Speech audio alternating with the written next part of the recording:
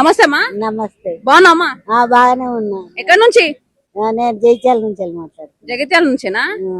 మాది ఊరు పల్లెటూరే గాని ఇక్కడికి వచ్చింది. అమ్మా అయితే కేసీఆర్ పాలన బాగుందా రేవంత్ రెడ్డి గారి పాలన బాగుందంటావా? కేసీఆర్ బాగుంది. ఎందుకమ్మా? ఆయన ఇంత పెంచిన ఇవ్వబట్టే ఇచ్చే 2000 పెంచి ఈయన 4000 అన్న 4000 లేవు.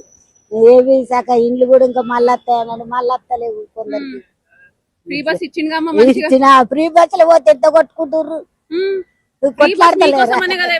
మాకోసం పెట్టిండు. పెట్టుడు మేము ఆడది ఒక్కనాడు 6 నెలలకు ఒక్కనాడు ఎక్కుతాం. ఆ ఎక్కినాడు ఎప్పుడు మందేనా ఇది. అయితే ఇప్పుడు మంచిగా లేదంటావు, కేసీఆర్ పాలనే బాగుందంటావు. బాగానే మళ్ళీ ఎవరు రావాలనుకుంటున్నావు? కేసీఆర్ రావాలనుకుంటున్నాం. కేసీఆర్ రావాలనుకుంటున్నాం. ఎందుకమ్మా? మాకు ఇప్పుడు రేవంత్ రెడ్డి మంచిగా మళ్ళీ 2500 ఇస్తా అంటుండు, కరెంట్ ఫ్రీ కూడా ఇస్తుండు. ఏది కరెంట్ ఫ్రీ? ఇప్పుడు సిలిండర్లు అవి ఏంటి మాపి అన్నాడు, అవి పడుతున్నాయా? పైసలే పడలేదు.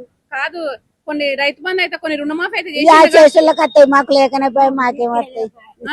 మాకు లేదు, మాకు రావు మేడం. కరెంట్ అయితే ఫ్రీ ఇస్తుంది 200 యూనిట్ వరకు. సార్, నా పేరు గోపీకృష్ణ. జైత్యాల్లో ఆశ్రయ సభ చాలా అనుకున్న ఉన్న స్థాయి కంటే చాలా బ్రహ్మాండం జరుగుతుంది. దాన్ని అందరం మన కళ్ళారా వీక్షిస్తున్నాము. సో ఇక్కడ నుంచి మనకు కొత్త పరిపాలన జరగబోతుంది. అది కూడా గత కొద్ది రోజుల్లోనే 2029 2027 28 మధ్యనే మనం కేసీఆర్ని సీఎంగా చూడబోతున్నాము. దానికి అందరూ ఇదే ఇక్కడ నుంచి మనకు జరగబోవడానికి మేము అందరూ చాలా కృషిగా కష్టపడడానికి మేము ముందుకు వస్తున్నాము. మరి జీవన్ రెడ్డి గారు బీఆర్ఎస్ ప్రభుత్వంలో చేరుతున్నారు కదా, దాన్ని ఎలా చూస్తారు? వారు 40 సంవత్సరాల సీనియర్ కాబట్టి వారు కేసీఆర్ గారు చాలా గత కొన్ని సంవత్సరాల సన్నిహితులు. వారు 2014 ముందే వాళ్ళు మాట్లాడుకున్న విషయము. సమయం చూసి వస్తున్నారు. ఆ సమయం ఇప్పుడు దిగింది. వాళ్ళు కేసీఆర్ ఇప్పుడు వాళ్ళు ఆశీర్వాద సభతోటి వాళ్ళ దగ్గర తీసుకొని దీన్ని ఇంకా ముందుకు తీసుకెళ్ళాలని ప్రజలకు, ఇటు రైతులకు కానీ ఇటు మహిళా వాళ్ళకు కానీ వాళ్ళు ఇచ్చిన హామీలు ఏం నెరవేర్చలేదు కాబట్టి ఆ మార్పు మళ్ళీ మనకు రావాలని ఉద్దేశంతో మళ్ళీ మన కారు రావాలని మేము అందరూ సంకల్పంగా మేము కృషి చేస్తున్నాము. అంటే రూలింగ్ పార్టీని వీడి బీఆర్ఎస్ ప్రభుత్వంలో జీవన్ రెడ్డి గారు వచ్చేస్తున్నారు. సో దీని నుంచే కాంగ్రెస్ పతనం స్టార్ట్ అవుతుందని బయట మాట్లాడుకున్నారు. దాని గురించి మీరేమంటారు? ఖచ్చితంగా జరుగుతుంది. రూలింగ్ పార్టీ అసలు కాంగ్రెస్ అనేది వాళ్ళకి లేదు. గత 40 సంవత్సరాల వరకు వాళ్ళకి ఉండబోదని జీవన్ రెడ్డి గారు రూలింగ్ పార్టీ వదిలేస్తున్నాడే మీరు అర్థం చేసుకోవాలి. అక్కడ ఏ విధంగా వ్యవస్థ ఉన్నదని సారు తెలిసే అది చెప్పరాదు మనం కూడా. అది ఎందుకంటే అక్కడ వ్యవస్థ కరెక్ట్ లేదు కాబట్టి సొంత పార్టీ విడిచి ఇలా రావడానికి ఎంత వ్యవస్థ ఉంటుందని మీకు తెలిసే ఉంటుంది. కానీ వాళ్ళు మంచి నిర్ణయం తీసుకున్నారని మేము అనుకుంటున్నాం. అంటే ఇంత ఎక్స్పీరియన్స్ ఉన్న ఇద్దరు సీనియర్ నాయకులు ఒకే కలయికతోటి ముందుకు సాగితే బీఆర్ఎస్ ప్రభుత్వం ఎలా ఉండబోతుంది నెక్స్ట్ ఫ్యూచర్? అది ఫ్యూచర్ అది మన ఊహాలకే మనం వదిలేస్తున్నాము. దాన్ని మనం చెప్పనకుండా ముందుకు వెళ్ళిపోతుంది. సో 40 సంవత్సరాలు జీవన్ రెడ్డి గారు చాలా బాధపడ్డారు. కొన్ని విధాలుగా వాళ్ళు దానికి కూడా గురిపడ్డారు. అన్ని దిగమించుకొని గత 10 సంవత్సరాల వాళ్ళు కాంగ్రెస్ సపోర్ట్ చేశారు. అయినా కానీ వాళ్ళకు సరైన గుర్తింపు లేక సార్ కూడా ఓపిక నశించిపోయి మనం మార్పు కోరుకోవాలన్న దాని ఉద్దేశంతో ఈ రోజు ప్రజల యొక్క బాధను, రైతుల యొక్క బాధను జీవన్ రెడ్డి సార్ గారు మంచిగా గమనించారు. ఎందుకంటే వారు ఎక్కడికి వెళ్ళా కూడా వాళ్ళ బాధలకు పరిష్కారం అనేది ఇదే మంచి పరిణామం అని అనుకుని పార్టీలో జాయిన్ అవుతున్నారు. ఇంకొకటి ఏంటంటే కాంగ్రెస్ గవర్నమెంట్ చేసినటువంటి హామీలు ఎటువంటివి నెరవేర్చలేకపోయారు. ఆ ఒక్క విధానంలో కూడా సారు బాధ చెందారు. ఎందుకంటే ఏ ఒక్క వాగ్దానం కూడా పూర్తిగా చేయలేకపోయారు.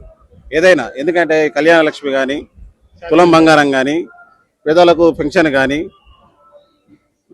మహిళలకు ఇచ్చే నిరుద్యోగ వృత్తి కానీ ఏది కూడా చేయలేకపోయారు. కేసీఆర్ ఉన్నప్పుడు డెలివరీకి కేసీఆర్ కిట్ అనేది ఏ విధంగా వచ్చింది, ఇప్పుడు ఆ కేసీఆర్ కిట్ అనేది కనుమరుగైపోయింది. ఆ కిట్ అనేది కూడా ఎవరికి ఇవ్వలేకపోతున్నారు. నిరుపేద గర్భిణులు హాస్పిటల్కి పోతే వాళ్ళకి సరైన కూడా లేకుండా అయిపోయింది. కాబట్టి మార్పు కోరుకుంటారు. కాబట్టి జీవన్ రెడ్డి గారు రావడం మంచి పరిణామం. మళ్ళీ మీరు సర్కారు చూస్తారు. అంటే అన్న ఇక్కడ మాత్రం అన్ని భారీ ఏర్పాట్లు జరుగుతుంటే బయట కొంతమంది ఫ్లెక్స్ ఏదో చిరిగిపోయిందని దాని గురించి ఆందోళన చెందుతున్నారు. దాని మీద మీరేమంటారు? ఫ్లెక్సీల గురించి అనేది దాన్ని చాలా చిన్న విషయం. అంటే వాస్తవంగా కొన్ని ఊరి మీద కుక్కల్లా ఉంటాయి. అవి ఆ కుక్కలు మనం పట్టించుకోవడం మన సభ కార్యక్రమాన్ని మనం ముందు తీసుకుపోవడానికి మనం ముందు ఉండాలి.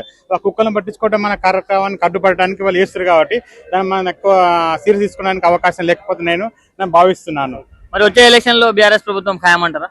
100% ఖచ్చితంగా అవుతుంది. మీరే చూస్తారు జగిత్యాల నుంచి చాలా ప్రపంచనంగా వెళ్ళిపోతుంది. జగిత్యాల అభివృద్ధి కూడా మీరు చూడబోతారు. ఎందుకంటే రోడ్ల విస్తరణ కానీ జగిత్యాల అభివృద్ధి నోచుకోలేక ఏ విధంగా ఉన్నదని కూడా మీరు చూస్తున్నారు. గవర్నమెంట్ వచ్చిన తర్వాత జగిత్యాల అభివృద్ధి కూడా మళ్ళీ మీకు తెలియజేస్తాం. Thank you sir. నా పేరు పోలాడి రామారావు, రైతు ప్రజా సంఘాల సమాఖ్య జాతీయ అధ్యక్షుని, అలాగే ఓసీజేసీ జాతీయ అధ్యక్షుని కూడా పనిచేస్తున్నాను.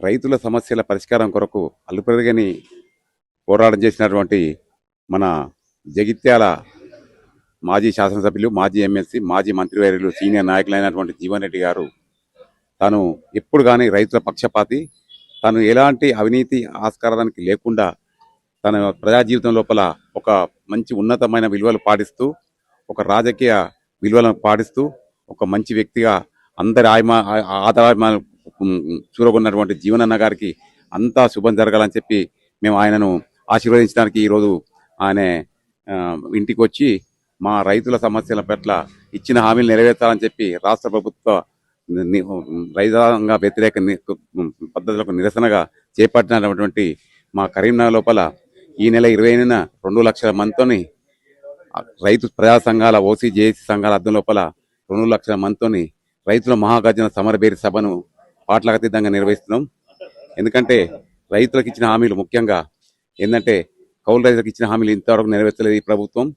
అన్ని రకాల పంటలకు 500 రూపాయలు ఇస్తా ఉన్నటువంటి ఈ ప్రభుత్వం కేవలం సన్న రకాలకే ఇచ్చుకుంటూ, అది కూడా అడపా ఇచ్చుకుంటూ ప్రజలను మభ్యపెట్టి మోసగిస్తుంది. రైతు భరోసా నిధులను కూడా ఇదివరకే 2 సార్లు ఎగ్గొట్టినటువంటి ఈ ప్రభుత్వం కేవలం మొన్న 1 ఎకరానికి చొప్పున విడుదల చేసింది. మళ్ళీ ఇప్పుడు మభ్యపెట్టడానికి ఈ రోజు 2వ విడత ఇస్తని చెప్పి అంటారు. 2వ విడత కాదు, ఎకరానికి 6,000 చొప్పున ఇచ్చినటువంటి రైతు భరోసా నిధులనే వాటినే విభజించుకుంటూ వేసుకుంటూ రైతులను మభ్య పెడుతుంది, ప్రజలను మభ్య పెడుతుంది, మోసగిస్తుంది. ఇచ్చిన హామీ మేరకు రైతు భరోసా నిధులు ఏమని చెప్పింది, అంతకుముందు గవర్నమెంట్ 12,000 ఇస్తే మేము 15,000 ఇస్తా ఉన్నారు.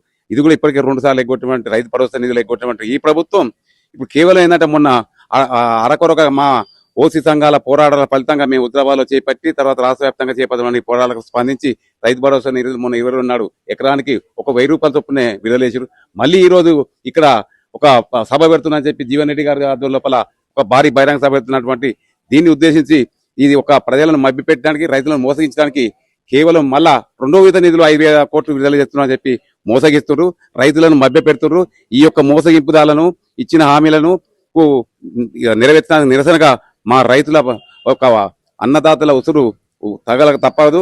ఇప్పటికే రైతులకు కూడా మనం చూస్తున్నాం, అంతకుముందు ఖచ్చితంగా కరెంటు విరివిగా సప్లై ఉండేది, ఇప్పుడు చక్క అడపదడప బాగా అదవుతుంది. అలాగే నీళ్లు ప్రాజెక్టులు నీళ్లు ఉండగా కూడా ఎస్ఆర్ఎఫ్ ప్రాజెక్టులు నీళ్లు ఉండగా కూడా చివరి ఆయకట్టు వరకు కూడా నీళ్లను మేనేజ్మెంట్ చేయడం లోపల ఈ ప్రభుత్వం విఫలమైంది.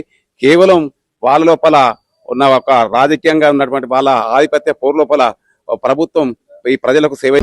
కొంతమంది ఉన్నారు, మరి వారితో మాట్లాడి తెలుసుకునే ప్రయత్నం చేద్దాం. అన్న నమస్తే అన్న. జగిత్యాల జైత్రయాత్ర బీఆర్ఎస్ జగిత్యాల జైత్రయాత్ర బీఆర్ఎస్ కి రాష్ట్ర రాజకీయాలలో ఒక ప్రభంజనంగా ఇక్కడి నుంచే కాంగ్రెస్ పతనం ఆరంభం కాబోతుంది. ఎందుకంటే ఒక 40 సంవత్సరాల సుదీర్ఘ చరిత్ర కలిగిన జీవన్ రెడ్డి గారు రాష్ట్ర రాజకీయాలలో మంత్రిగా, ఎమ్మెల్యేగా, ఒక ప్రస్తావనగా ఒక 14 సార్లు కాంగ్రెస్ పార్టీలో పోటీ చేసి ఈరోజు బీఆర్ఎస్ పార్టీకి రావడంలో ప్రజలను రేవంత్ రెడ్డి మోసం చేసింది. కాబట్టి రేవంత్ రెడ్డి పాలన పోవాలి, కేసీఆర్ పాలన రావాలి అన్న ఒక మంచి ఉద్దేశంతో, ప్రజలకు మంచి చేయాలనే ఉద్దేశంతో వారు బీఆర్ఎస్ లో చేరడం జరుగుతుంది. ఖచ్చితంగా రాష్ట్ర రాజకీయాలలో ఇది ప్రభంజనంగానే రేపటి రోజు ప్రభుత్వానికి చాలా తోడ్పాటే విషయంగానే ఉంటుంది. జీవన్ రెడ్డి గారు బీఆర్ఎస్ లో చేరితే బీఆర్ఎస్ లో ఎలాంటి మార్పులు ఉంటాయి?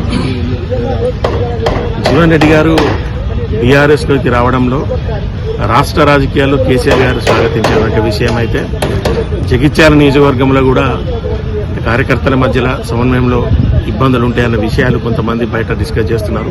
అయితే వారు కూడా 40 సంవత్సరాల అనుభవం కలిగిన నియోజకవర్గాల్లో చాలా అనుభవంతో ఉన్న వ్యక్తి. ఇక్కడ కూడా పెద్దలు రమణ గారు ఉన్నారు, విద్యాసాగర్ గారు జిల్లా అధ్యక్షులు ఉన్నారు. అటువంటి సమస్యలు ఏముండవు, కోఆర్డినేషన్ సమస్యలు ఏం రాకపోవచ్చు, చిన్న కొంతమంది తదుపరి పార్టీ ఇబ్బంది లేకుండానే దాన్ని ఫాలోఅప్ చేసుకుంటారు. కాళేశ్వరంపై బురద చల్లడానికి సీఎం రేవంత్ రెడ్డి గారు కూడా ఈరోజు సభ నిర్వహించి ఉన్నారు. మరి దానికి ఇది ఇది ఒక చిల్లర ప్రయత్నం రేవంత్ రెడ్డి గారు చేసేది. ఎందుకంటే కేసీఆర్ గారి సభను ప్రజలు వీక్షించద్దు, మేడిగడ్డ మీద ఒక ఫోకస్ చేసి మళ్ళీ ఏదో ఒక కుట్రదన్నే ప్రయత్నం.